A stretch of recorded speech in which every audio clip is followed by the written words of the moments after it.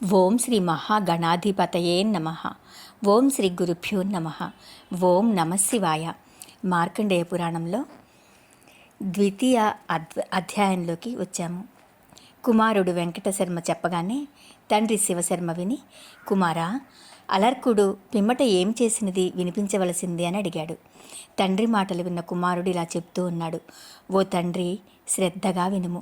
అలర్కుడు వైరాగ్యమును పొంది ఈ ప్రపంచకమందు అంతయు అనునట్లు ఈ ప్రపంచక సుఖములన్నీయు దుఃఖమును కలుగచేయనవి కానీ సుఖమును కలుగచేయవు.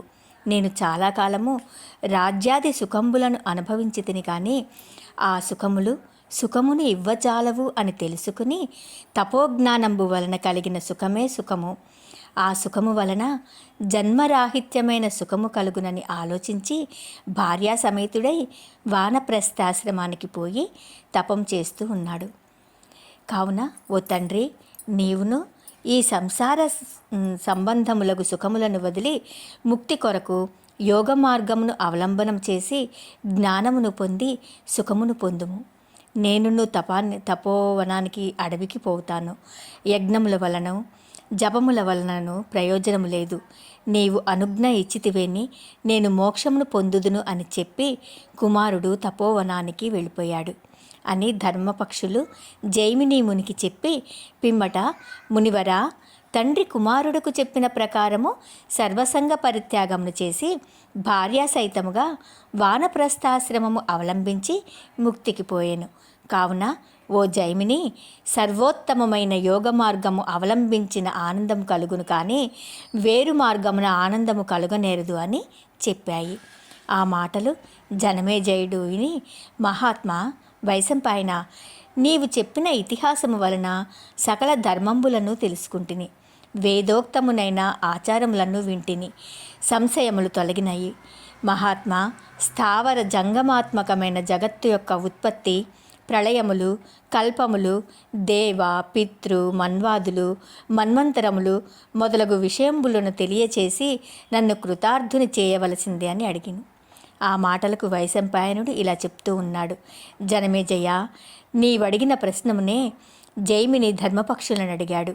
ఆ పక్షులు, జైమిని మునీంద్ర, నీవు అడిగిన ప్రశ్నము చాలా ప్రయాసము కలది. అయినను మాకు తెలిసినంతవరకు మార్కండేయ మహాముని క్రోష్టికి అను మునిపుంగవునకు చెప్పిన విషయంబులు నీకు వినిపించెదము. సావధానుడవై వినుము అని చెప్పాయి. జనమేజయ, ఆ విషయాన్నే నీకు చెప్తూ ఉన్నాను, వినుము అంటూ చెప్పటం ప్రారంభించాడు. భూత స్వర్గము అంటే సృష్టికి ఆది యందు బ్రహ్మ పుట్టెను. ఆ బ్రహ్మ 4 ముఖముల నుండి ఋగ్వేదము, యజుర్వేదము, సామవేదము, అథర్వణ వేదము పుట్టాయి. పిమ్మట అనేక పురాణములు, సనక సనందనాది మహామునులు పుట్టిరి. ధర్మ, జ్ఞాన, వైరాగ్య, ఐశ్వర్యమనునవి వేదోపదేశంబున గాని సిద్ధిని పొందనేరవు. ఆ బ్రహ్మ వలన 7 మహర్షులు 4 వేదములను ఉపాంగనములు సహితముగా అధ్యయనం చేసిరి. భృగు మహర్షి వలన చ్యవనుడు, అతని వలన బ్రాహ్మణులను అధ్యయనం చేశారు. మునులు పురాణములను బ్రహ్మ వద్ద పఠించిరి. మునుల వలన దక్షుడు ఉపదేశము పొందెను. దక్షుని వలన నేను తెలుసుకుంటుని. కావున కలిదోష నివారణమగు ఈ విషయము నీకు చెప్పితిని. మార్కండేయుడు చెప్తూ ఉన్నాడు. ఓ క్రోష్టికి, స్థావర జంగమాత్మకమైన ప్రపంచకమంతకును పరబ్రహ్మ మూల కారణము. ఆ పరబ్రహ్మయందు ఈ ప్రపంచమంతయు ఇమిడియున్నది. లోకతంత్ర స్వరూపుడును హిరణ్య గర్భుండును అయిన పరబ్రహ్మకు అనేక నమస్కారములను చేసి సకల దురితములను, సంచిత ఆగామి కర్మంబులను నశింపచేయునట్టి ఉత్తమమైన భూతస్వర్గమును చెప్పెదను, వినుము. ప్రపంచకమునకు ఆది కారణమును మహర్షులు అవ్యక్తంబుగా చెప్పుదురు. అది సూక్ష్మమును, నిత్యమును, ఆత్మానాత్మకమని చెప్పబడుచున్నది. సృష్టించు కాలమున అవ్యక్త వ్యక్తంబు వలన మహాతత్వంబు పుట్టినది. త్రిగుణాత్మకమైన నీరు తత్వము వలన, తేజంబు వలన భూతములకు మొదటిది అగు అహంకారము పుట్టింది. పిమ్మట తామసము, అహంకారము వలన శబ్ద తన్మాత్రలు పుట్టెను. దాని వలన వాయువు, దాని వలన రూప తన్మాత్రము పుట్టెను. దాని వలన తేజంబును, దాని వలన రసతన్మాత్రము పుట్టెను. దాని వలన ఉదకము, ఉదకము వలన గంధ తన్మాత్రము, దాని వలన పంచభూతములను పుట్టెను. పిమ్మట వాక్కు, చేతులు, పాదములు, యూరువులు, కర్మేంద్రియములు పుట్టెను. పిమ్మట చర్మము, నేత్రములు, చెవులు, జిహ్వ, నాసికములను, జ్ఞానేంద్రియములు పుట్టెను. పిమ్మట మనస్సు పుట్టినది. పిమ్మట పృథ్వీ, నీరు, తేజము, వాయువు, ఆకాశము పుట్టినవి. వీటి వలన స్థావర జంగమాత్మకమగు ఒక అండము పుట్టినది. అది నీటి బుగ్గ వలె ఉదక మధ్యమున వృద్ధిని పొందెను.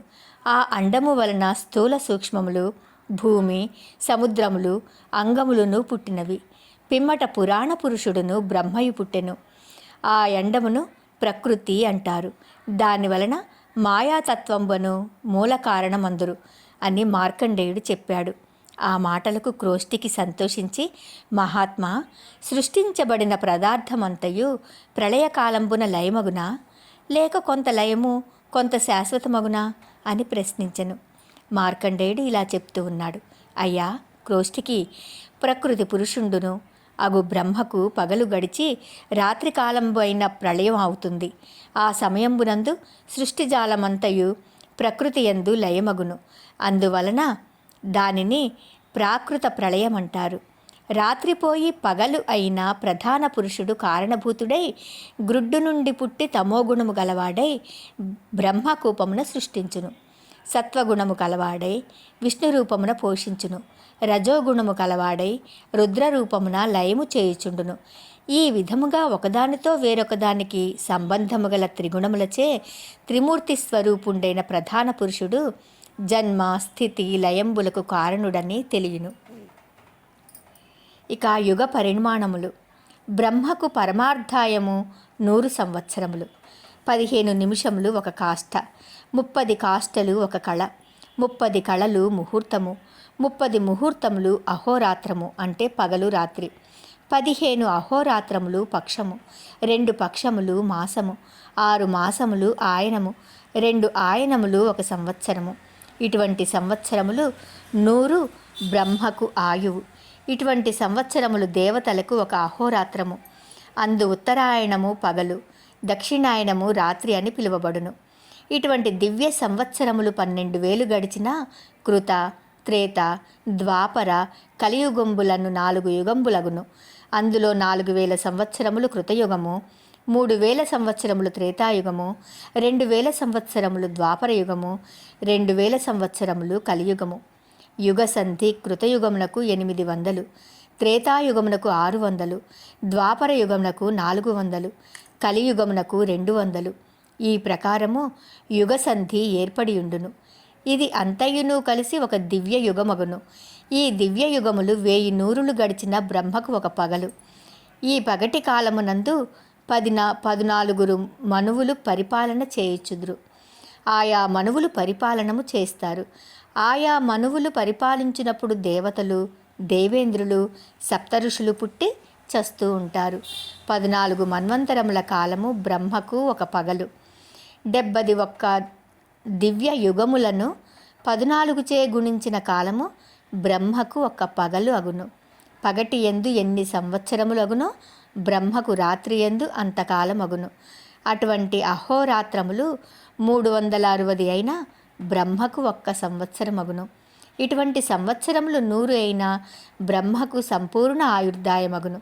ఈ ఆయన కాలము 50 సంవత్సరములు పూర్వ పదార్థమని, 51 మొదలు 100 వరకు ద్వితీయ పదార్థమని చెప్పబడును.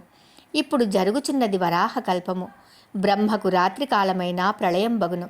ఆ ప్రళయకాలము భూలోకము, భువర్లోకము, స్వర్గలోకము అను 3 లోకములను జలయం బగును. అటుల మునిగిన మహర్లోకవాసులు తాపము పొందలేక జనలోకమున చేరుదురు. ఆ ప్రళయము దిన ప్రళయమందురు. దీనిని నైమిత్తిక ప్రళయమని చెప్పుదురు. ఆ రాత్రి గడిచిన బ్రహ్మ మేల్కాంచి సృష్టి చేయుటకు ఆరంభము చేయును. ఓం నమః శివాయ.